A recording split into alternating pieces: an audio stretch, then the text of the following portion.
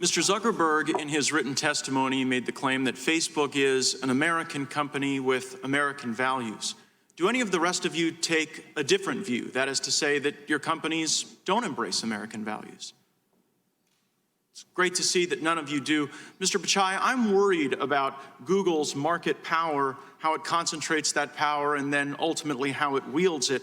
Project Maven was a collaboration between Google and the Department of Defense that Google pulled out of, citing ethical concerns, and you made the decision to pull out of that joint venture following receipt of a letter from thousands of your employees saying that Google should not be in the business of war.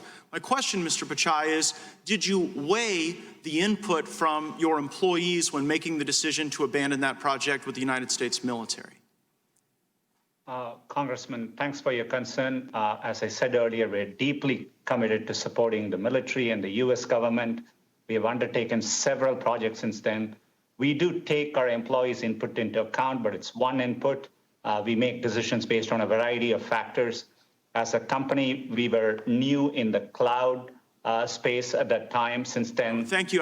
That's a sufficient answer, that you did take their feedback into account. And in fact, some of your Googlers have recently sent you a letter where they've asked you to exit other partnerships as a consequence of ethical concerns. They've asked you to stop doing business with American law enforcement, saying that police broadly uphold white supremacy and that Google should not be engaged in any services to police. And as you well know, you provide some of the most basic services to police, like email, but you also provide services that help keep our cops safe when they're doing their job. And so my question is here in front of Congress and the American people, will you take the pledge that Google will not adopt the bigoted anti-police policy that is requested in the most recent letter?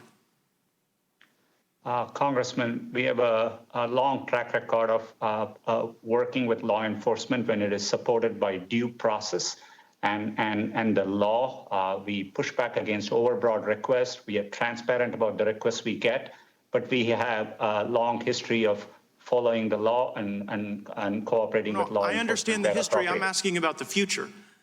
To the law enforcement that are watching today, can they rest assured that under your leadership, Google will not adopt these bigoted anti-police policies?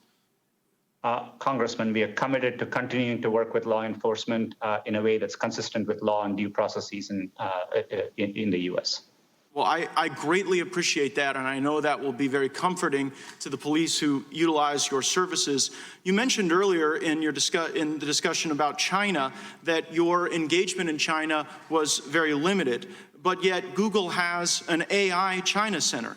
The Chinese Academy of Sciences has published a paper saying that enhanced the targeting capabilities of China's J-20 fighter aircraft. You collaborate with Chinese universities that take millions upon millions of dollars from the Chinese military. Matter of fact, one of your Googlers, Fifi Li, while under your employ, was cited in Chinese state media saying, "China is like a sleeping giant. When she wakes, she will tremble the world." The former Secretary of Defense, Mr. Shanahan, said that the lines have been blurred in China between commercial and military application. And as Mr. Buck cited, General Dunford says that your company is directly aiding the Chinese military. And Peter Thiel, who actually serves on Mr. Zuckerberg's board at Facebook, said that Google's activities with China are treasonous. He accused you of treason.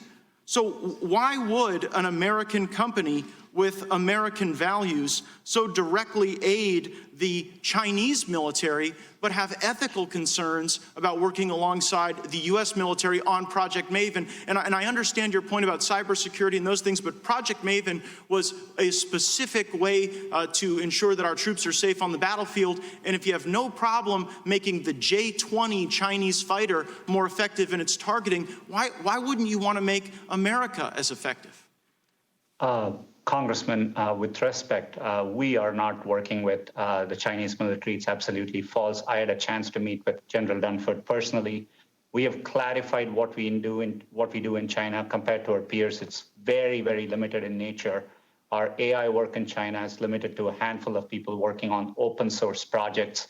and happy to share and engage with the office to explain our work in China further. Gosh, I mean, when the chairman of the Joint Chiefs of Staff says that an American company is directly aiding China, when you have an AI center, when you're working with universities, and when your employees are talking about China trembling the world, it seems to really call into question your commitment to our country and our values. I see my time's expired. I hope we have an additional round, Mr. Chairman.